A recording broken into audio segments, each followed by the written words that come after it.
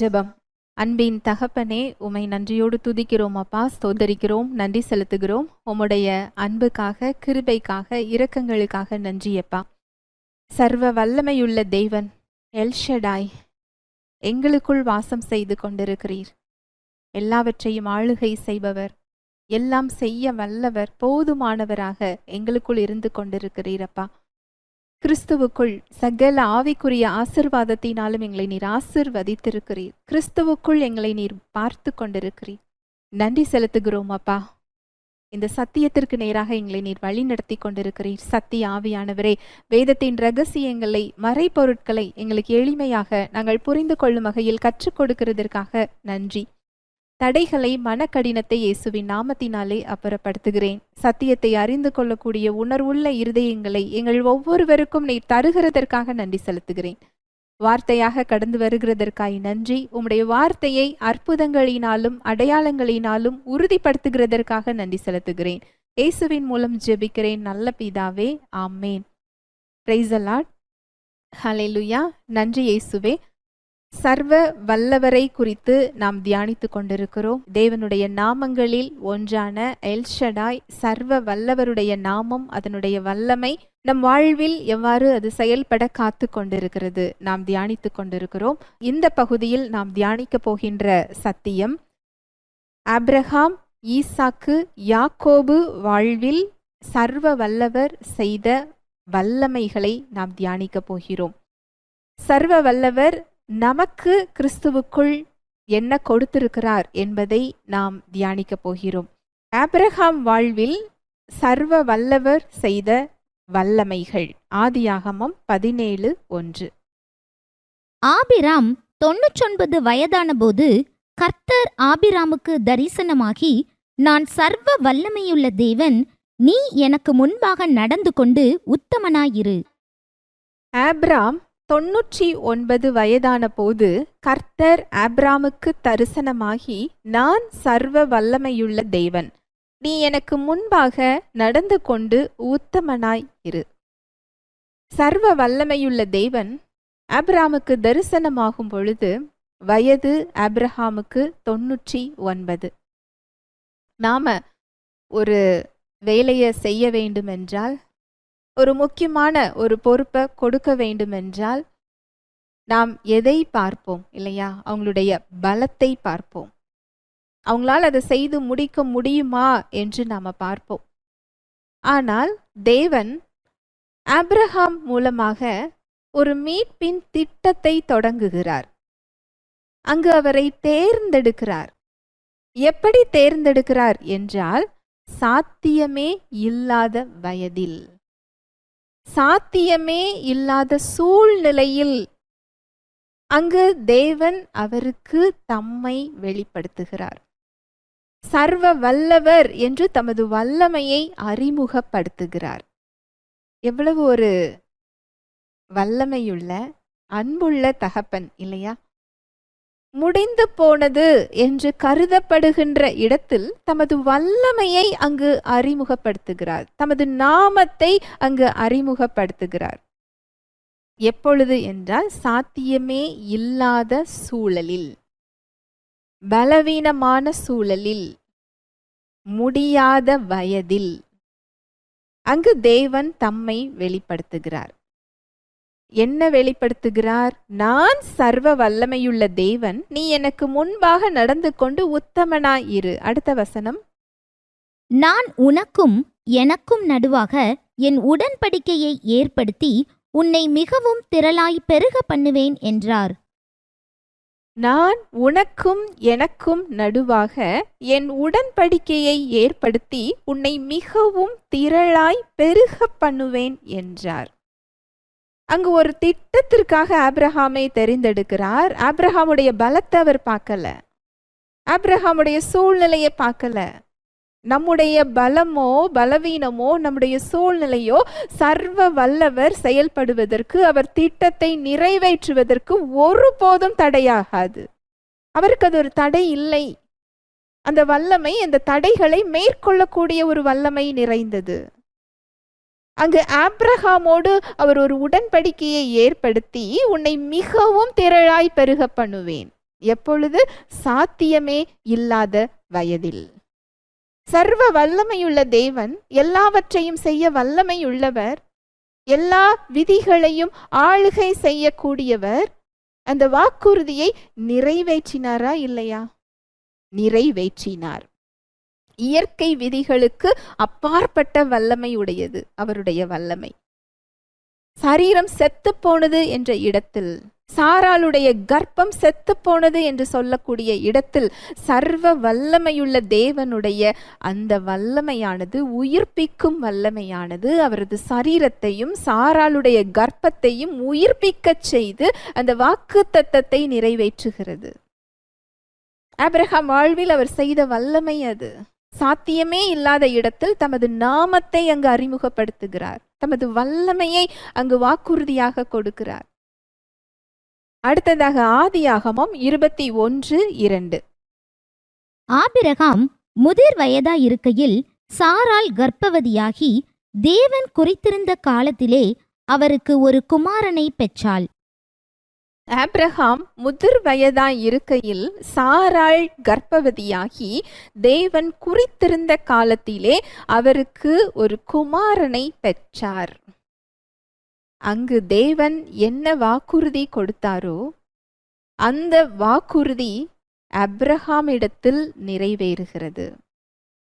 அங்கு ஆபிரகாம் சாராளுடைய பலவீனமோ, சரீரம் செத்துப்போன நிலைமையோ, சாத்தியமே இல்லாத சூழலோ சர்வ வல்லவருடைய வல்லமை வெளிப்படுவதற்கு ஒரு பொருட்டு அல்ல, ஒரு தடை அல்ல. எல்லாவற்றையும் செய்ய வல்லவர், இயற்கை விதிகளை ஆளுகை செய்கிறவர், அந்த வல்லமை அங்கு வெளிப்படுகிறது. அங்கு ஈசாக்கை அவர்கள் பெற்றுக்கொள்ளுகிறார்கள். மனித பலம் முடிந்து போன ஒரு இடத்தில் தேவ வல்லமை தொடங்குகிறது. சர்வ வல்லவருடைய வல்லமை அதுதான். அநேக காரியங்கள்ல நம்ம சோர்ந்து போறோம், அநேக காரியங்கள்ல இது முடிந்து போனது என்று நின்று கொண்டு இருக்கிறோம். ஆனா சர்வ வல்லவருடைய வல்லமை மனித பலம் முடிந்து போன இடத்தில் தொடங்குகிறது. முடியாது என்று சொல்லப்பட்ட இடத்தில் அவர் செயல்பட ஆரம்பிக்கிறார். சாத்தியமே இல்லாத சூழலில் அதை சாத்தியமாக்கக்கூடிய வல்லமையை அவர் வெளிப்படுத்துகிறார். ஹல்லேலூயா, பிரைஸ் தி லார்ட். ஆதியாகமம் 22:13-14. ஆபிரகாம் தன் கண்களை ஏறெடுத்து பார்க்கும்போது, இதோ பின்னாக புதரிலே தன் கொம்புகள் சிக்கிக் கொண்டிருந்த ஒரு ஆட்டுக்கடாவை கண்டார். அப்பொழுது ஆபிரகாம் போய் கடாவை பிடித்து அதை தன் குமாரனுக்கு பதிலாக தகன பலியிட்டார். ஆபிரகாம் அந்த இடத்துக்கு யெகோவா ஈரே என்று பெயரிட்டார். அதனாலே கர்த்தருடைய பர்வதத்திலே பார்த்து கொள்ளப்படும் என்று இந்நாள் வரைக்கும் சொல்லப்பட்டு வருகிறது. ஆபிரகாம் தன் கண்களை ஏறெடுத்து பார்க்கும்போது, இதோ பின்னாக புதரிலே தன் கொம்புகள் சிக்கிக் கொண்டிருந்த ஒரு ஆட்டுக்கடாவை கண்டார். அப்பொழுது ஆபிரகாம் போய் கடாவை பிடித்து அதை தன் குமாரனுக்கு பதிலாக தகன பலியிட்டார். அடுத்து ஆபிரகாமுக்கு தேவன் ஒரு சோதனையை வைக்கிறார். உனக்கு பிரியமான ஏக புதல்வனா இருக்கிற உன்னுடைய குமாரனை எனக்கு நீ பலியிட வேண்டும். இது ஒரு பெரிய ஒரு சோதனை. ஆபிரகாமுடைய விசுவாசம், நம்பிக்கை பரிசு மேல இருக்கிறதா, பரிசை கொடுத்தவர் மேல் இருக்கிறதா? இது ஒரு பெரிய ஒரு டெஸ்ட், சோதனை. இங்கு ஆபிரகாம் பரிசை விட பரிசை கொடுத்தவரை அவர் விசுவாசிக்கிறார். தேவனுடைய வாக்குறுதி, உன்னை திரளாய் பெருக பண்ணுவேன், உன் சந்ததிக்குள் பூமியின் வம்சங்களெல்லாம் ஆசிர்வதிக்கப்படும் என்று ஒரு உடன்படிக்கை ஆசீர்வாதத்தை அவர் கொடுக்கிறார். இந்த வாக்குத்தத்தம் பண்ணியவர் ஈசாக்கை உயிர்ப்பிப்பார் என்ற விசுவாசத்தினால் அங்கு பலியிட அங்கு ஒப்புக்கொள்ளுகிறார், அதை ஏற்றுக்கொள்ளுகிறார். அங்கு மோரியா மலைக்கு ஆபிரகாமும் ஈசாக்கும் செல்கிறார்கள். ஈசாக்கு சிறுவன் அல்ல, கிட்டத்தட்ட அந்த சமயத்தில் அவருக்கு 25 to 30 வயதுக்குள் இருக்கக்கூடிய ஒரு வாலிப வயது. அங்கு ஆபிரகாமை விட ஈசாக்குக்கு அதிக விசுவாசம் தேவைப்பட்டிருக்கும் இல்லையா? விவரம் தெரியாத ஒரு வயது அல்ல ஏமாற்றி அழைத்து செல்வதற்கு. அங்கு கடைசி நேரம் அவங்க போய்கிட்டு இருக்கும்போது அங்க ஆட்டுக்குட்டி வெளிப்படல. பலிபீடம் தயாரிக்கும் போது வெளிப்படல. பலிபீடத்தில் ஈசாக்கை படுக்க வைத்து பலியிடுவதற்கு கையை உயர்த்தும் பொழுது அங்கு அந்த பலன் வெளிப்படுகிறது. அந்த ப்ரொவிஷன், அந்த தகன பலிக்கு தேவையான ஆட்டுக்குட்டி அங்கு கொடுக்கப்படுகிறது. சர்வ வல்லவருடைய வல்லமை அதுதான். அங்கு கடைசி நேரம் வரைக்கும் அங்க எதுவும் வெளிப்படல. அங்க பலி ஆயத்தமாகிறது. இப்பொழுது முடிய போகிறது என்று சொல்லும் நேரத்தில் அவருடைய வல்லமை வெளிப்படுகிறது. நம்முடைய சோதனைகளில், நம்முடைய பிரச்சனைகளில் தப்பிச் செல்வதற்கு வழியை உண்டு பண்ணுகிறவராக இருக்கிறார். பலன் அளிக்கிறவராக அவர் இருக்கிறார். தீமையான காரியத்தை கொண்டு தேவன் ஒருவரையும் ஒருபோதும் சோதிப்பது அல்ல. தீங்கான காரியத்தினால் அவர் யாரையும் சோதிக்கிறது இல்லை. தீமையான சூழ்நிலையில் அவரை பற்றி பிடித்து கொள்ளும் போது அந்த தீமை நமக்கு நன்மைக்கேதுவாக மாற்றப்படுகிறது. தேவன் அவரது வார்த்தையை கொண்டு நம்மை சோதிக்கிறார், நீதியை கற்றுக் கொடுக்கிறார், வழியை கற்றுக் கொடுக்கிறார், நம்மை சீர்படுத்துகிறார், நம்மை பலப்படுத்துகிறார். அவருடைய உறவிற்குள் அவர் அழைக்கிறாரே தவிர அவர் பொல்லாங்கான காரியத்தை கொண்டு நம்மை சோதிப்பது இல்லை. நம்முடைய வாழ்வில் பிரச்சனைகள்ல, சோதனைகளுக்கு மத்தியில அதுல செல்லுகிற ஒரு வழியை அவர் உண்டு பண்ணுகிறவராய் இருக்கிறார். பலனை கொடுக்கிறவராக அவர் இருக்கிறார். கடைசி நேரம், மனிதர்களால் முடியாது என்று சொல்லப்பட்ட நேரத்துல சர்வ வல்லமையுள்ள தேவன் அதில் நமக்கு ஒரு வழியை உண்டு பண்ணுகிறார், ஒரு பலனை அவர் கொடுக்கிறார். ஆதியாகமம் 14:20. உன் சத்துருக்களை உன் கையில் ஒப்பு கொடுத்த உன்னதமான தேவனுக்கு ஸ்தோத்திரம் என்று சொன்னார். இவருக்கு ஆபிராம் எல்லாவற்றிலும் தசமபாகம் கொடுத்தார். உன் சத்துருக்களை உன் கையில் ஒப்பு கொடுத்த உன்னதமான தேவனுக்கு ஸ்தோத்திரம் என்று சொன்னார். இவருக்கு ஆபிராம் எல்லாவற்றிலும் தசமபாகம் கொடுத்தார். இது லோத்தை மீட்டு கொண்டு வந்த பிறகு நடந்த ஒரு சம்பவம். அங்கு லோத்தையும் அந்த சோதோம் பட்டணத்தில் உள்ள மக்களையும் பிடித்து சென்றிருந்தவர்களை ஆபிரகாம் தன் வீட்டில் தன்னுடன் தன்னுடைய வேலைக்காரர்களுக்கு பிறந்த ஆயுதம் பிடிக்க தெரிந்த 318 மனிதர்களை கொண்டு போரிட்டு வெற்றி பெறுகிறார். 4 ராஜாக்களை எதிர்த்து ஆபிரகாம் போரிட்டு வெற்றி பெறுகிறார். இது ஆபிரகாமுடைய பலம் என்று நீங்கள் நினைக்கிறீர்களா? இல்லை. சர்வ வல்லவருடைய தயவு ஆபிரகாமுக்கு இருந்தது. சர்வ வல்லமையுள்ள தேவன் ஆபிரகாம் சார்பில் நின்று கொண்டிருக்கிறார். உனக்கு எதிராக ஒரு வழியாய் வருகிறவர்கள் 7 வழியாய் ஓடி போவார்கள் என்ற வாக்கு தத்தத்திற்கு ஆபிரகாம் சொந்தக்காரராக இருக்கிறார். அதனால்தான் யுத்தம் கர்த்தருடையது என்று வேதம் சொல்லுகிறது. அங்கு போரிட்டது ஆபிரகாம் அவருடன் இருந்தவர்களை தவிர போரில் வெளிப்பட்ட வல்லமை சர்வ வல்லவருடைய வல்லமை. அந்த ராஜாக்களின் மீது வெற்றியை அவர் கொடுக்கிறார். பாதுகாப்பையும் ஜெயத்தையும் அங்கு கட்டளையிடுகிறார். ஒரு பெரிய கூட்டம், சோதோம் ராஜாவால எதிர்த்து ஒன்றும் பண்ண முடியல. ஆனா ஆபிரகாம் அந்த 4 ராஜாக்களை எதிர்த்து வெற்றியை பெற்றுக்கொள்ளுகிறார். ஒரு பாதுகாப்பு அங்கு உண்டாகிறது. இழந்து போன எல்லாவற்றையும் மீட்டு கொண்டு வருகிறார். இன்னும் வல்லமைகளை சொல்லிக்கொண்டே போகலாம். ஆபிரகாம் வாழ்க்கையில் அவர் செய்த வல்லமைகள் அதிகம். வாக்குறுதியை கொடுக்கிறார், சாத்தியம் இல்லாததை செய்கிறார், சோதனையில் பாதுகாக்கிறார், பலனை கொடுக்கிறார், எதிரிகளை ஜெயிக்க செய்கிறார், வெற்றி பெறச் செய்கிறார், எதிரிகளை சமாதானமாக்குகிறார். ஆபிரகாம் வாழ்வில் சர்வ வல்லவர் செய்த வல்லமை. ஈசாக்கு வாழ்வில் செய்த வல்லமைகள் ஆதியாகமம் 26:2-3. கர்த்தர் அவருக்கு தரிசனமாகி, நீ எகிப்துக்கு போகாமல் நான் உனக்கு சொல்லும் தேசத்திலே குடியிரு, இந்த தேசத்திலே வாசம் பண்ணு, நான் உன்னோடே கூட இருந்து உன்னை ஆசீர்வதிப்பேன், நான் உனக்கும் உன் சந்ததிக்கும் இந்த தேசங்கள் யாவையும் தந்து உன் தகப்பனாகிய ஆபிரகாமுக்கு நான் இட்ட ஆணையை நிறைவேற்றுவேன். கர்த்தர் ஈசாக்குக்கு தரிசனமாகி, நீ எகிப்துக்கு போகாமல் நான் உனக்கு சொல்லும் தேசத்திலே குடியிரு, இந்த தேசத்திலே வாசம் பண்ணு, நான் உன்னோடே கூட இருந்து உன்னை ஆசிர்வதிப்பேன், நான் உனக்கும் உன் சந்ததிக்கும் இந்த தேசங்கள் யாவையும் தந்து உன் தகப்பனாகிய ஆபிரகாமுக்கு நான் இட்ட ஆணையை நிறைவேற்றுவேன். சர்வ வல்லமையுள்ள தேவன் ஆபிரகாமுக்கு கொடுத்த அந்த உடன்படிக்கை வாக்குறுதியை ஈசாக்குக்கு கொடுக்கிறார். தலைமுறைகளை கடந்து ஆசிர்வதிக்கிறார். ஆபிரகாமோடு அது முடிந்து போகல.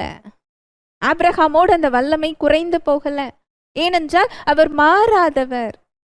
அவருடைய வல்லமை மாறாதது. தலைமுறைகளை தாண்டி நிலைத்து நிற்கக்கூடிய வல்லமை. சர்வ வல்லவருடைய வல்லமை அதுதான். அவர் மனித வல்லமை அல்ல, நித்தியமான ஒரு வல்லமை, குறையாத ஒரு வல்லமை, நிலைத்து நிற்கக்கூடிய ஒரு வல்லமை. ஆபிரகாமோடு அது முடிந்து போகவில்லை. தலைமுறை தாண்டி அந்த ஆசிர்வாதம் நிற்கிறது. தலைமுறை தாண்டி அந்த வாக்குறுதியை அவர் கொடுக்கிறார். அந்த உடன்படிக்கையின் ஆசிர்வாதத்தை ஈசாக்குக்கு கொடுக்கிறார். இந்த தேசத்திலே வாசம் பண்ணு, நான் உன்னோட கூட இருந்து உன்னை ஆசிர்வதிப்பேன், கூட இருந்து உன்னை நான் ஆசிர்வதிப்பேன். எவ்வளோ பெரிய ஒரு வார்த்தை இல்லையா? இதை விட சிறந்த உடன்படிக்கையில இன்றைக்கு நாம் நின்று கொண்டிருக்கிறோம் பிரியமானவர்களே. இன்றைக்கு கிறிஸ்துவுக்குள் அவர் நமக்குள் இருக்கிறார். சர்வ வல்லவர் நமக்குள் இருக்கிறார். அவர் நம்ம கூட இருந்தா அது ஆசிர்வாதம் என்று இந்த வசனம் சொல்லுகிறது. நான் உன்னோடே கூட இருந்து உன்னை ஆசிர்வதிப்பேன். தலைமுறைகளை தாண்டி ஆசிர்வாதத்தை கொடுக்கும் தேவன், சர்வ வல்லமையுள்ள தேவன் இன்றைக்கு நமக்குள் இருக்கிறார். நான் உன்னோடே கூட இருந்து உன்னை ஆசிர்வதிப்பேன், நான் உனக்கும் உன் சந்ததிக்கும் இந்த தேசங்கள் யாவையும் தந்து உன் தகப்பனாகிய ஆபிரகாமுக்கு நான் இட்ட ஆணையை நிறைவேற்றுவேன். நீ எகிப்துக்கு போகாமல் நான் உனக்கு சொல்லும் தேசத்திலே குடியிரு. வழி நடத்துகிற வல்லமை. சர்வ வல்லமையுள்ள தேவன் அவரது வல்லமையை வெளிப்படுத்துகிறது மாத்திரம் இல்ல, நம்மை வழி நடத்துகிற தேவன். அங்க ஈசாக்கை அவர் வழி நடத்துகிறார். அவர் இருக்கிற இடம் பஞ்சம், சாப்பிடுறதுக்கு உணவு இல்லை, மழை இல்லை, பற்றாக்குறை. பக்கத்தில் எகிப்து. எகிப்து என்றால் உலகம், தேவனை அறியாத இடம், விக்கிரக ஆராதனை, தேவனை விட்டு பிரிந்து சொல்லக்கூடிய ஒரு வாழ்வு. ஆனால் அது செழிப்பாக இருக்கிறது. ஈசாக்கு இருக்கிற இடம் பஞ்சமாக இருக்கிறது. இயற்கையாக மனதில் தோன்றக்கூடிய காரியம் என்ன? செழிப்பு இருக்கிற இடத்திற்கு நாம் செல்ல வேண்டும். அங்கு நம்முடைய பிழைப்புக்கு ஏதாவது கிடைக்கும். நம்மோடு இருக்கின்ற உறவுகளுக்கு, வேலைக்காரர்களுக்கு, ஆடு மாடுகளுக்கு உணவு வேண்டும். ஈசாக்கு ஒரு கட்டாயத்தில் இருக்கிறாரு. ஆனா வழி நடத்தும் தேவன், சர்வ வல்லமையுள்ள தேவன் அவர் செல்ல வேண்டிய வழியை அங்கு காண்பிக்கிறார். நீ எகிப்துக்கு போகாதே, நான் சொல்லுகின்ற இடத்தில் தங்கியிரு. ஆசிர்வாதம் எங்க இருக்கு தெரியுமா? வெற்றி எங்க இருக்கு தெரியுமா? வெற்றியுள்ள இடத்திலேயோ, செழிப்புள்ள இடத்திலேயோ, பலமுள்ள இடத்திலேயோ இல்ல, தேவன் சொல்லும் இடத்தில் இருக்கிறது. அவர் காண்பிக்கும் வழியில் அது இருக்கிறது. நீ எகிப்துக்கு போகாதே, நான் சொல்லும் இடத்தில் தங்கியிரு, நான் உன்னோடு கூட இருந்து உன்னை ஆசிர்வதிப்பேன், இந்த தேசங்களை உனக்கும் உன் சந்ததிக்கும் நான் கொடுப்பேன், ஆபிரகாமுக்கு நான் கொடுத்த வாக்குறுதியை நான் உன்னிடம் நிறைவேற்றுவேன். பஞ்ச காலத்துல செழிப்பை அவருக்கு கொடுக்கிறார்.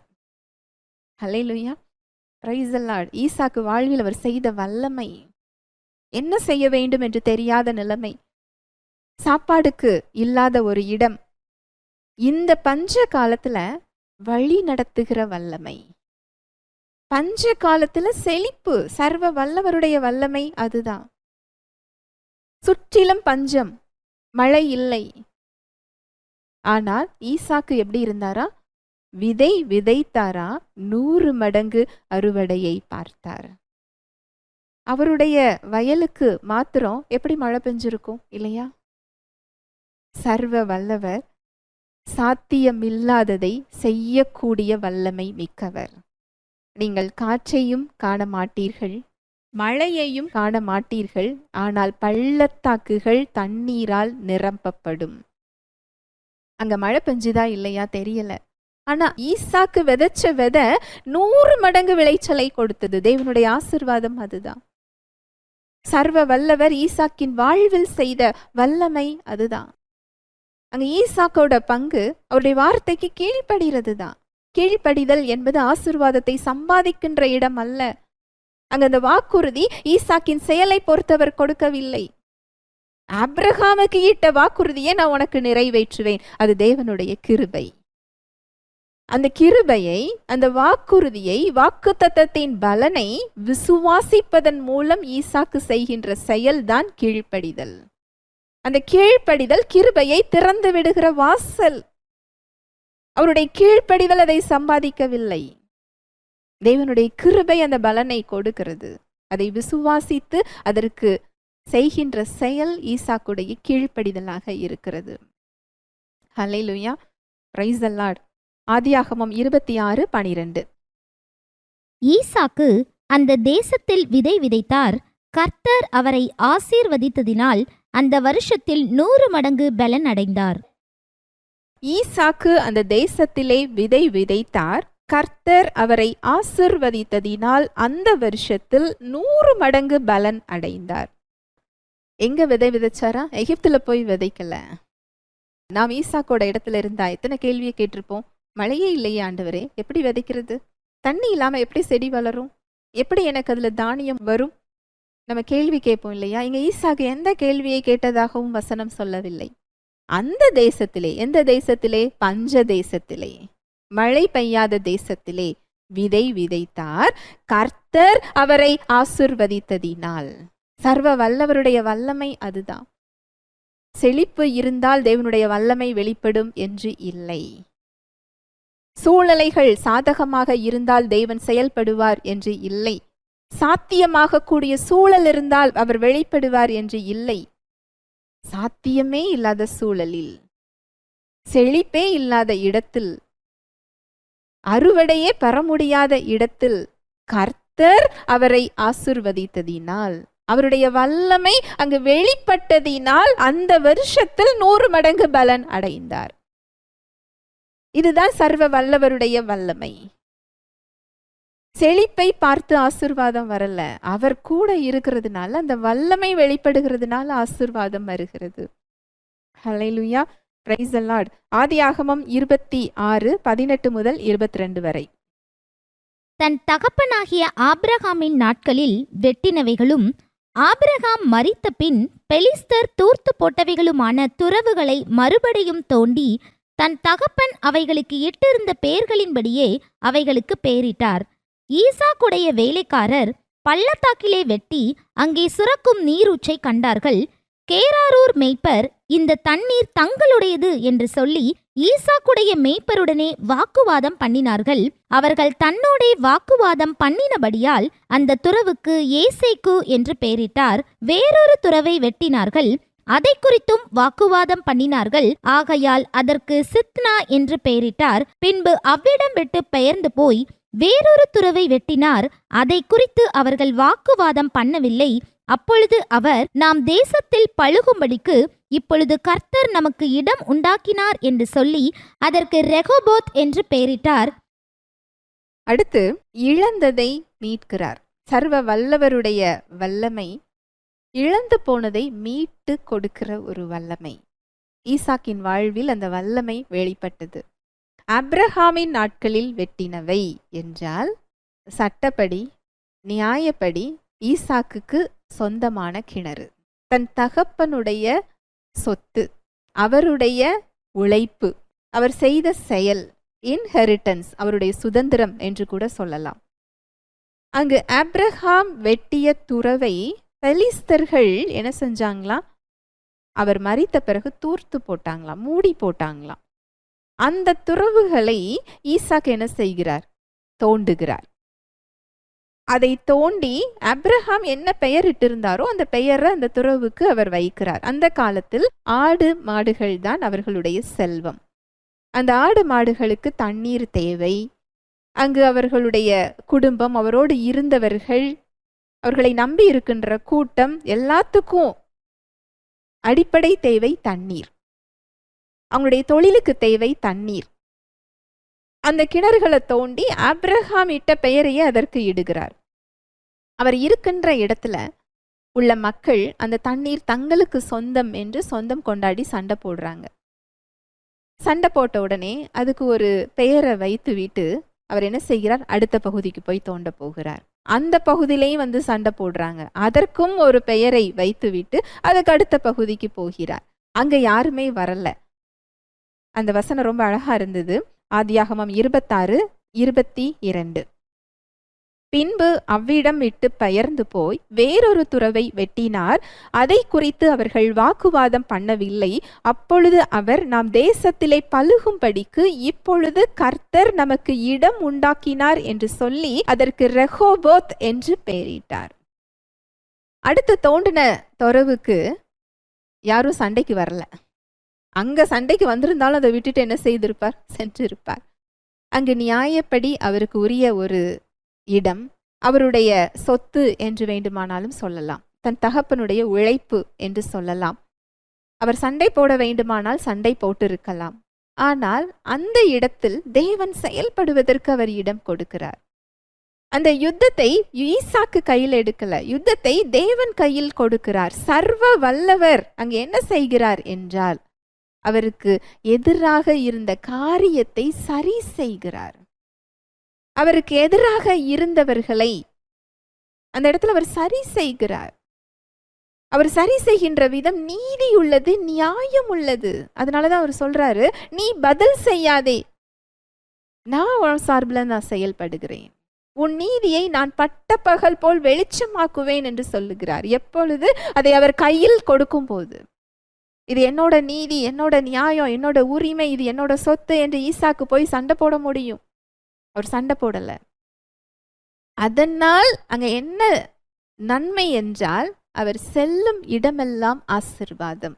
அவர் எதையெல்லாம் தொட்டாரோ அது செழிப்பு, எதையெல்லாம் கை வைத்தாரோ அதில் பலன்.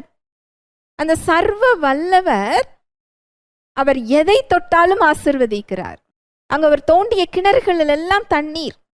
நாம் சண்டை போட்டு கிணறை பிடித்து வைத்துக் கொள்ள முடியும். அதில் தண்ணீர் வர வைப்பது யாருடைய கரத்தில் இருக்கிறது? நம்முடைய கரத்தில் இல்லை பிரியமானவர்களே. சண்டை போட்டு நம்முடைய நீதி நியாயத்தை நாம் பிடித்து வைத்துக் கொள்ள முடியும். அதில் ஆசீர்வாதம் வருவது யாரிடத்திலிருந்து வரும்? சர்வ வல்லவரிடத்திலிருந்து மாத்திரமே வர முடியும். இப்பொழுது கர்த்தர் நமக்கு இடம் உண்டாக்கினார் என்று சொல்லி அதற்கு ரெஹோபோத் என்று பெயரிட்டார். கிணறுகள் திறக்கப்படுகிற ஆசீர்வாதம். சர்வ வல்லவருடைய வல்லமை அதுதான். மூடியிருக்கின்ற கதவுகள் திறக்கப்படுகின்ற ஆசீர்வாதம். அடைத்திருக்கிற ஆசீர்வாதங்கள் திறக்கப்படுகிற ஆசீர்வாதம். இழந்ததை மீட்கக்கூடிய ஆசீர்வாதம். ஈசாக்கு வாழ்வில் அவர் செய்த வல்லமை அதுதான். அடுத்து ஈசாக்குடைய வாழ்க்கையில அவருடைய பஞ்ச காலத்துல பாதுகாப்பை கொடுக்கிறார், எதிர்ப்புல செழிப்பை கொடுக்கிறார், தடைப்பட்ட ஆசீர்வாதத்தை மீட்டு கொடுக்கிறார். சர்வ வல்லவருடைய வல்லமையில் ஒன்று மீட்டு கொள்ளும் ஆசீர்வாதம். எதெல்லாம் இழந்து போயிருக்கிறோமோ அதை மீட்டு எடுக்கக்கூடிய ஆசீர்வாதம். அந்த தலைமுறை ஆசீர்வாதத்தை மீட்டு கொள்ள செய்கிறார்.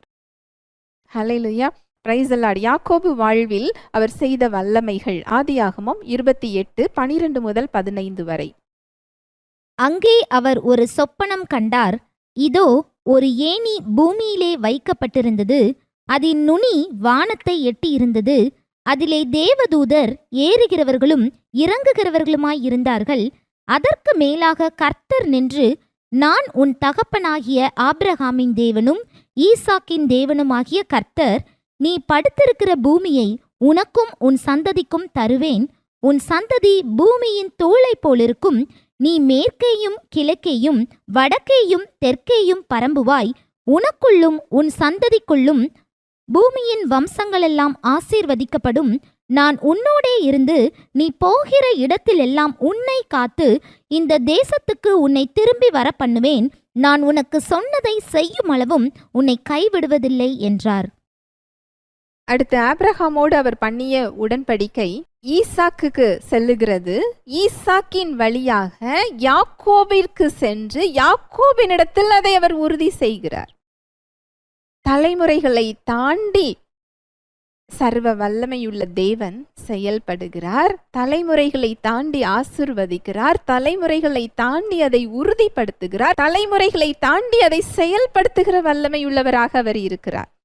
யாக்கோபு தன் சகோதரனையும் தன் தகப்பனையும் தாயோடு சேர்ந்து ஏமாற்றுகிறார்.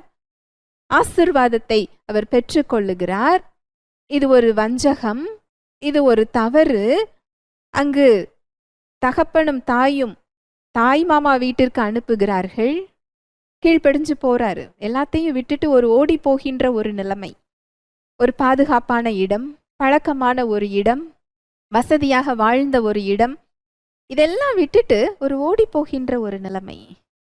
அவருக்கு சர்வ வல்லமையுள்ள தேவன் தரிசனமாகி வாக்குறுதியை உறுதிப்படுத்துகிறார்.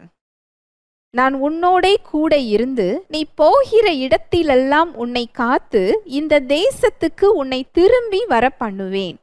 நான் உனக்கு சொன்னதை செய்யும் அளவும் உன்னை கைவிடுவதில்லை என்றார். நம்முடைய தவறுகளை அவர் பார்க்கல, பலவீனத்தை பார்க்கல, குறைகளை பார்க்கல, நிலைமையை பார்க்கல, சூழ்நிலையை பார்க்கல, எந்த இடத்துல நிற்கிறோம் அவர் பார்க்கவில்லை. சர்வ வல்லமையுள்ள தேவன் அந்த உடன்படிக்கையை பார்க்கிறார். அவரிடத்தில் தாம் என்ன செய்ய போகிறோம் அந்த செயல்பாட்டை அவர் பார்க்கிறார். அந்த திட்டத்தை அவர் பார்க்கிறார். வாக்குறுதியை உறுதி செய்கிறார். உன் கூட இருந்து நீ போகிற இடத்திலெல்லாம், நீ எங்கெல்லாம் போறியோ அங்கெல்லாம் நான் உன் கூட தான் இருக்க போறேன்.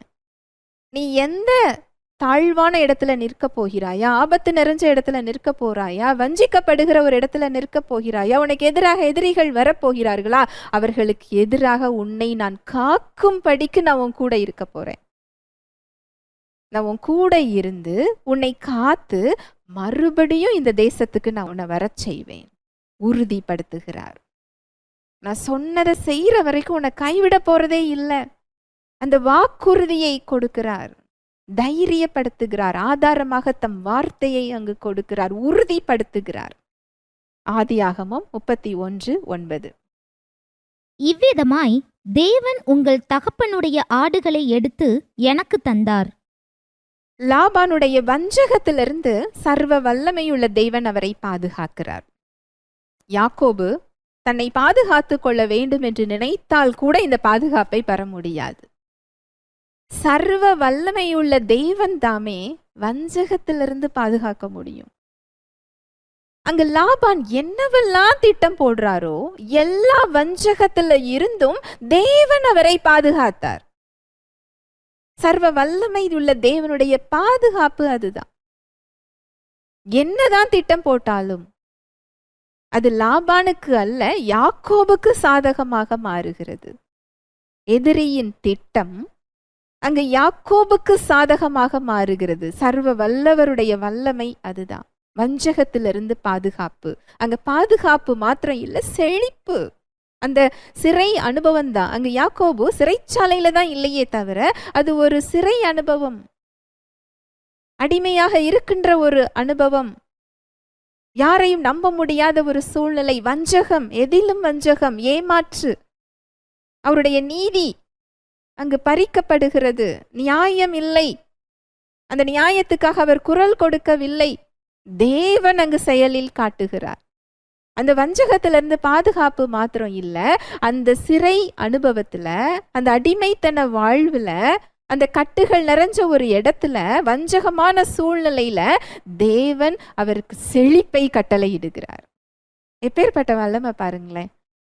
நாமெல்லாம் என்ன நினைப்போம்? இந்த அனுபவத்திலிருந்து எனக்கு வெளியில போனா ஒரு ஆசிர்வாதம், இந்த இடம் என்னோட ஆசிர்வாதத்தை தடுக்குது, இவங்கெல்லாம் என்னை தடுத்துக்கிட்டு இருக்கிறாங்க, என் ப்ரமோஷனை தடுக்கிறாங்க, என் செழிப்பை தடுக்கிறாங்க, என் ஆசிர்வாதத்தை தடுக்கிறாங்க. இல்ல, நாம இருக்கிற இடம் நம்முடைய ஆசிர்வாதத்தை தடுப்பது இல்லை. அங்கு ஒரு அடிமைத்தன வாழ்வு மாதிரி அங்கு யாக்கோபு இருந்தாலும் அது யாக்கோபிற்கு செழிப்பாக தேவன் மாற்றினார். சர்வ வல்லமையுள்ள தேவன் அதில் அவரை பெருகச் செய்கிறார், அவரை செழிப்பாக்குகிறார், அவர் செய்வதெல்லாம் வாய்க்கச் செய்கிறார், வழி நடத்துகிறார், அவருடைய குணத்தை மாற்றுகிறார், உருவாக்குகிறார், தம்முடைய திட்டத்திற்கேற்ப அங்கு உருவாக்குகிறார். அடுத்து அவருடைய பெயரை இஸ்ரவேல் என்று மாற்றுகிறார். ஏசாவோடு சமாதானமாகும்படி செய்கிறார். உறவை மீட்டு கொடுக்கிறார். சர்வ வல்லவருடைய வல்லமை அதுதான். எதிரியையும் சமாதானப்படுத்தக்கூடிய வல்லமை, உறவை மீட்டு கொடுக்கிற ஒரு வல்லமை. இதெல்லாம் யாக்கோபு வாழ்வில் செய்த வல்லமைகள். அவர் பயந்து போய் இருக்கும்போது தம்மை வெளிப்படுத்துகிறார். தேவன் அவரை நம்மிடத்துல வெளிப்படுத்துகிறது என்பது ஒரு பெரிய வெளிப்பாடு, ஒரு பெரிய வெளிச்சம். நமக்கு அவர் உறுதி கொடுக்கிறது. நான் உன் கூட இருக்கிறேன் என்று வெளிச்சத்தை காண்பிப்பது. அந்த வெளிச்சத்தை அங்கு யாக்கோபுக்கு அவர் கொடுக்கிறார்.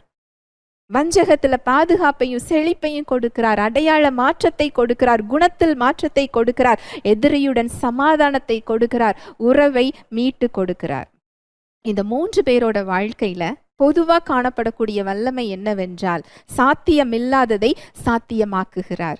உடன்படிக்கையை காக்கின்றார். தலைமுறைகள் கடந்து திட்டத்தை தொடருகின்றார். அந்த திட்டத்தை ஒரு தலைமுறையோடு அவர் முடிக்கல. அதுதான் அவரோட வல்லமை. தொடர்ந்து அந்த திட்டம் சென்று கொண்டே இருக்கிறது.